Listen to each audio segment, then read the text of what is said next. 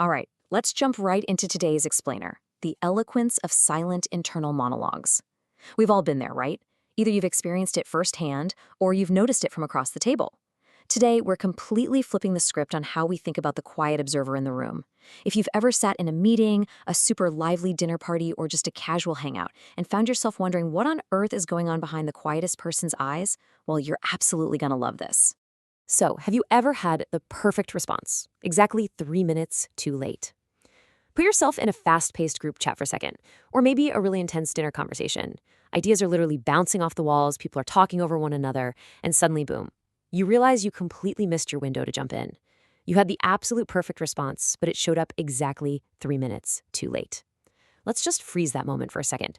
What's actually happening in the brain when that brilliant thought arrives just a little too late?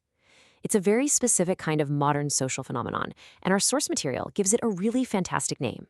They call it the invisible comedy of the quiet person's timeline. Just look at how this plays out. Minute 1, the topic is introduced. Minute 2, the conversation rapidly moves on to something entirely.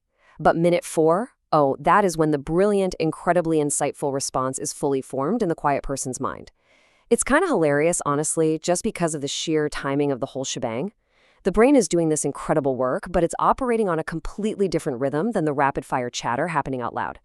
And the source sums it up perfectly right here. So you just keep the thought to yourself and smile. I mean, what else are you gonna do? You realize the moment has passed, and dragging everyone back 3 minutes in the conversation? Yeah, that just wouldn't work. It's a wildly relatable, slightly absurd situation. You have this beautifully constructed thought totally ready to go, like a joke that would have absolutely killed, or an insight that would have changed the entire discussion. But you opt instead to just keep the thought to yourself and politely smile. That smile basically becomes a cover for a brilliant idea that nobody else will ever get to hear.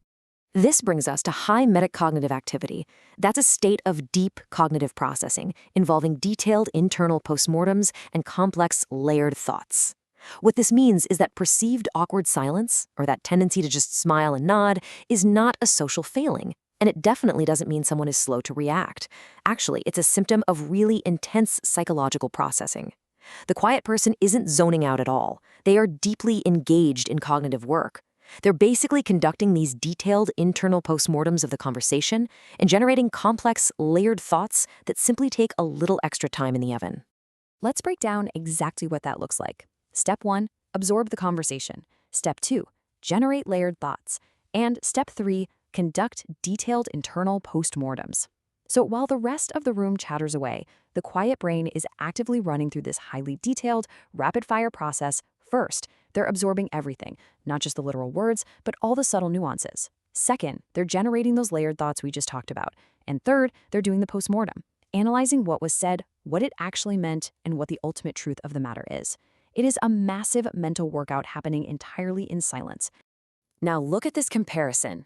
The surface level, which is casual small talk, versus the internal life, which is full of detailed, layered postmortems.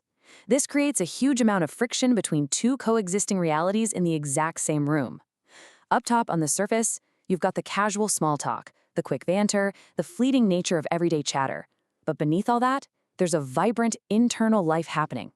The friction comes from the quiet observer trying to exist in both of these spaces at once. They're witnessing the shallow surface while practically swimming in the deep end of their own internal processing. And here's the catch. Translating layered thoughts into small talk feels reductive and hollow.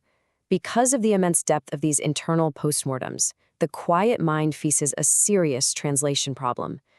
They realize that trying to compress their deeply layered, nuanced thoughts into the tiny, quick format of surface-level small talk would just feel, well, reductive. To them, the spoken version would be stripped of all its real meaning, rendering it completely hollow. So they deliberately choose the richness of their silence over the hollowness of small talk. If there is one big takeaway from this explainer, it's these 3 points. Silence is not an absence of thought. Silence is an overflow of processing, and the internal monologue is rich and eloquent. Let me repeat that first part because it's absolutely crucial. Silence is not an absence of thought. It is literally an overflow of processing. It's so important to validate that choosing not to speak isn't a sign of having nothing to say. It's actually a reflection of processing at a much higher, far more eloquent level. That internal monologue is rich, it's articulate, and it's beautifully constructed. even if it never actually meets the open air.